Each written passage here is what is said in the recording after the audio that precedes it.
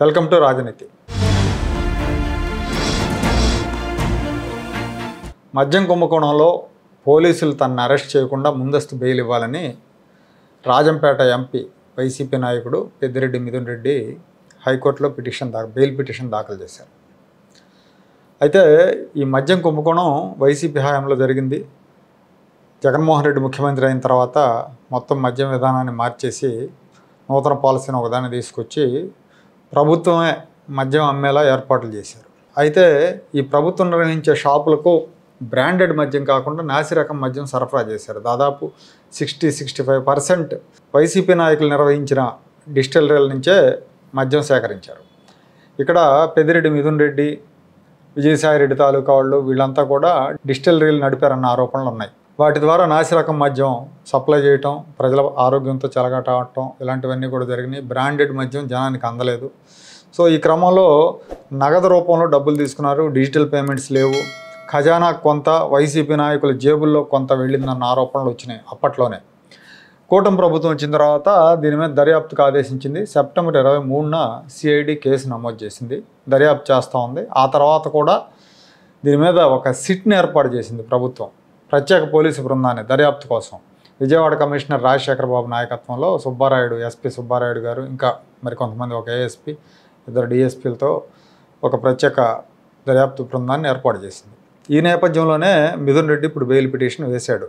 నన్ను కస్టోడియల్ విచారణ చేయొద్దు, నేను దర్యాప్తుకు సహకరిస్తాను, లోక్సభకు బడ్జెట్ సమావేశాలు జరుగుతున్నాయి, నేను లోక్సభకు ప్రతిరోజు హాజరు కావాలి, కాబట్టి నాకు ముందస్తు బెయిల్ ఇవ్వండి అని ఆయన బెయిల్ వేశారు. యాక్చువల్గా ఆ రోజున ఎఫ్ఐఆర్ నమోదు చేశారు, కానీ ఎఫ్ఐఆర్లో మిథున్ రెడ్డి పేరు లేదు. అయితే ఇప్పుడు ఈ సిట్ దర్యాప్తు నేపథ్యంలో దర్యాప్తు వేగవంతంగా జరుగుతుంది. చాలా వరకు ఆధారాలు కూడా దొరికినాయి. మద్యం డబ్బులు ఎవరెవరి దగ్గరికి వెళ్ళినాయి, ఏంటి, ఎవరి ద్వారా ఎలా వెళ్ళినాయి అనే విషయంలో ఆధారాలు దొరికినాయి. ఇందులో మిథున్ రెడ్డి పాత్ర ఉందన్న వార్తలు వస్తున్నాయి. అలాగే 3,000 కోట్ల రూపాయలు కొట్టేశారన్న ఆరోపణలు ఉన్నాయి. ఆ తర్వాత ఈ మధ్య కాలంలో విజయసాయి రెడ్డి గారు ఓపెన్ అయిపోయారు. ఆయన కాకినాడ పోర్టు వ్యవహారంలో సిఐడి విచారణకు హాజరై ఆ తర్వాత బయటకు వచ్చి చాలా విషయాలు చెప్పారు.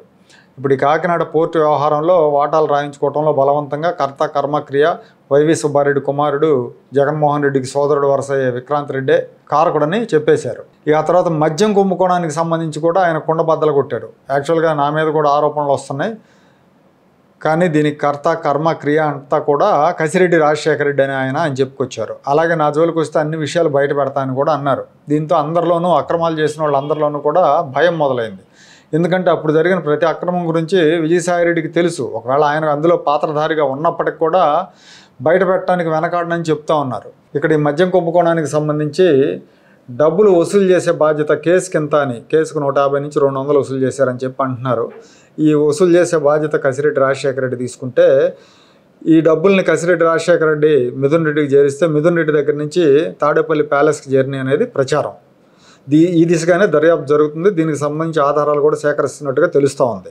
దీంతో ఇప్పుడు మిథున్ రెడ్డి ముందస్తు బెయిల్ కోసం అప్లై చేశాడు. యాక్చువల్గా ఎఫ్ఐఆర్లో పేరు లేకుండా ముందస్తు బెయిల్ కోసం అప్లై చేస్తే కోర్టులు ఇవ్వవు, అది చాలా ప్రీమెచ్యూర్ అవుతుంది.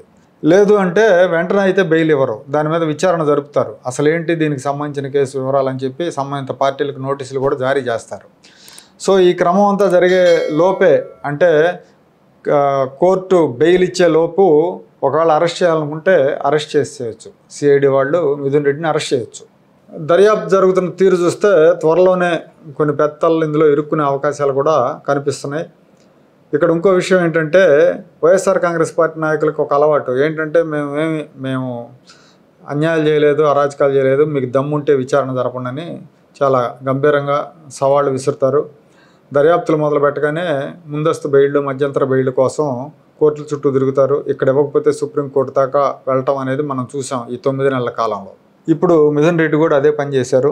సిట్ వేసిన తర్వాత విచారణ వేగవంతమైంది, ఆధారాల సేకరణ కూడా జరుగుతూ ఉంది, బాధ్యుల గుర్తింపులో కొంత పురోగతి కూడా ఉంది. దీంతో మిథున్ రెడ్డి అరెస్టుకు భయపడి ముందస్తు బెయిల్ కోసం అప్లై చేసినట్టున్నారు.